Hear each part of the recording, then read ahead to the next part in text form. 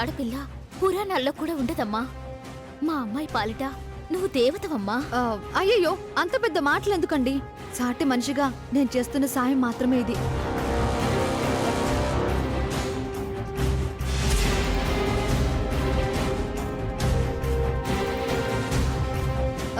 సరే సరే, మీరిద్దరూ త్వరగా భోంచేసి రెస్ట్ తీసుకోండి. రేపు ఉదయాన్నే పెళ్లి కదా, సరేనా? వీళ్ళని చూసుకో.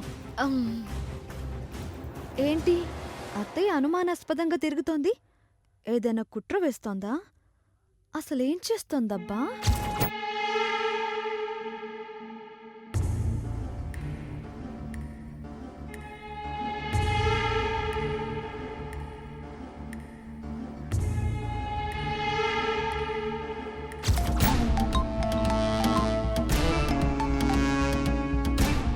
Hello madam. ఎక్కడున్నావు? చిన్న పని మీద ఉన్నాను మేడం. నీతో మళ్ళీ పని పడింది. ఇంకో ప్లానా? Final plan. ఈ ప్లాన్ సక్సెస్ఫుల్గా చేస్తే నా లైఫ్కున్న రిస్క్ తగ్గుతుంది, నీ లైఫ్ సెటిల్ అవుతుంది. ప్లాన్ ఏంటో చెప్పండి మేడం. ఇప్పుడు నీ మొబైల్ ఫోన్కి వాట్సాప్లో ఓ శారీ ఫోటోలు పంపిస్తాను. నువ్వేం చేస్తావంటే నువ్వు వెంటనే ఆ సేమ్ శారీ కొనేసాయి. ఆ తర్వాత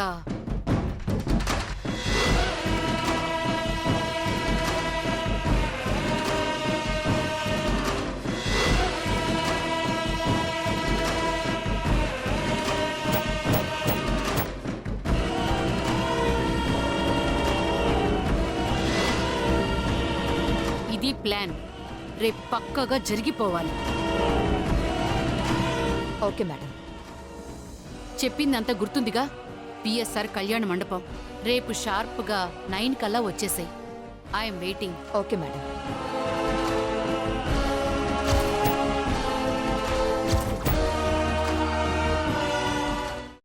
అమ్మా, అలాంటి వాళ్ళది నిజమైన ప్రేమ కాదు, అది వ్యామోహం. ఎగ్జాక్ట్లీ చిన్నత్త. నిజంగా ప్రేమించుకున్న వాళ్ళు అలా చేయరు. ఎంత మనసు విరిగిపోతే కన్న కూతుర్ని పట్టుకొని మా దృష్టిలో చచ్చిపోయా ఉంటుందా తల్లి? అది సరే అమ్మా, తన కూతురుతో తన మాట అనేటప్పుడు ఆమె మాటల్లో వ్యథ, కళ్ళల్లో బాధ గమనించావమ్మా? పెద్దబాబుకు బర్త్డే విషెస్ చెప్పు కూడా వెళ్ళాం కదా. ఊరికే ఎలా కాలిపోతుంది? మంట పెడితేనో పడితేనో తగలబడుతుంది.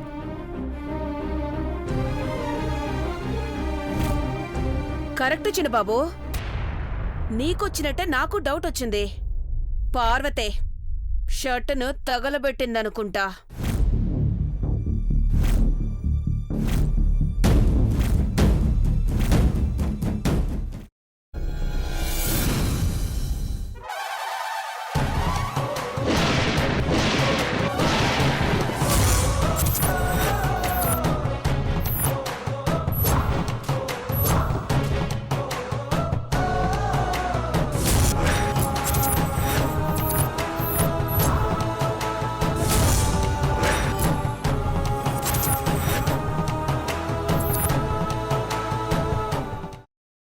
తర్వాత పొట్టు తీసేసి చాప్ చేసి పక్కన పెట్టుకోవాలి.